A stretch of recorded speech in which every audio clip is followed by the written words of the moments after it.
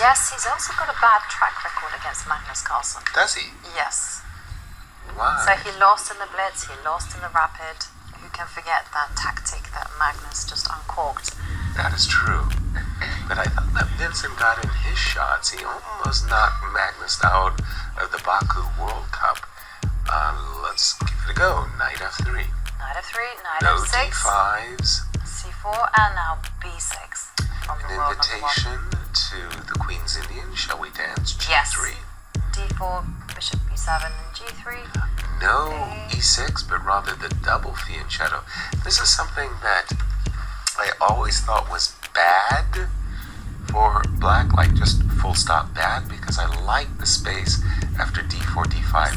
The chess engines have shown us that somehow, even though white has all the center space in the world, the position has defensive qualities that I didn't appreciate. Totally, and I tell you what people have been doing against me. They've been jumping in with a knight into E4 and then Which is why really annoying. why Vincent said, no, I am not going to allow you to do what you've just said, Jovi, which is allow the move knight E4. So that was why he played queen C2, C7, C6. I'd suspect E4 or rook D1 is an automatic here. I could possibly entertain D5 takes C6, but why? E4 or rook D1? Reinforce the pawn on D5. After all, we pushed it there. Yeah, exactly. You have to maintain your strengths. Rook Right. D1 is what I'm expecting. Exactly. And it's an interesting choice from Magnus. We've seen him play very provocatively in general against Vincent Keymer. You know, he's always encouraged him to take the space, and somehow he Gets it's away Magnus. with it. Yeah, but it's Magnus playing the man as well as the board. Yeah. C7, C6, again, as you say, I find that move to be quite provocative as well. And we can understand that knight E4 idea. So let me just put rook D1 on the board for a second. Takes, rook C8. And now we see what Magnus is up to. He wants to play that knight to E4. There's no rook D1 supporting the center, and we were talking about maintaining the stronghold, but no. D C6. Bishop takes C6. This is beginning to look like one of those hedgehogs where double fianchetto. But in those cases, pawns are on D6, pawns are on E6, etc., etc. Okay, B3 B2, play. B3. Okay, this is Very very slow play though too. I would say that black has equalized, if I may. I mean, we can play, for example, knight to E4 here, do a couple of trades, and with the bishop neutralized already, I'm going to say black is fine. Yeah, black is fine, but it's a very difficult position for black to get an advantage. Because, True. you know,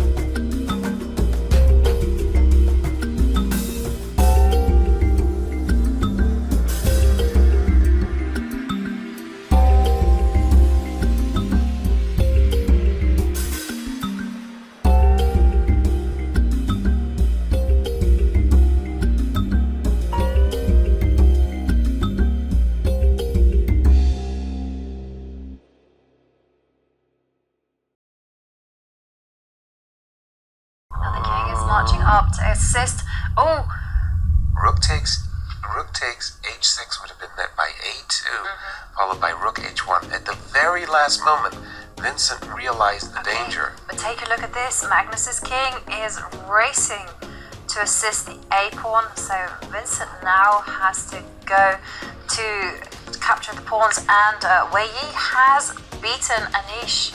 So Magnus, he needs to win if he wants to hold the pace. Check.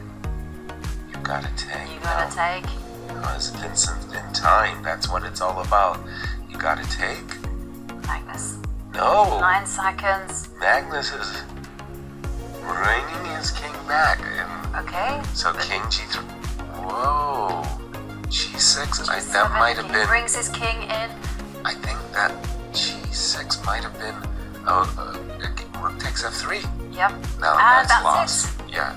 Now it's the lost. black king can simply approach. He plays a Exactly. check, and now. Yeah, it's over. Okay. Well, hang on, Yasser. Whoa. We spoke to So no. It's He- winning check, and then just king e7. King e7 should do it. King f6. Okay, king g6. G6, yes. And now you can, once the king moves over to the h line, you give a check. And then you go rook h7. Right. And that's it. Handshake. And Bravo. Magnus Carlsen wins. By the way, Yasser. keep pace To with keep Wei pace with Yi. Wei Yi, yeah. We're still tied for first. All games are finished, and first of all, was it another one of those incredibly decisive rounds?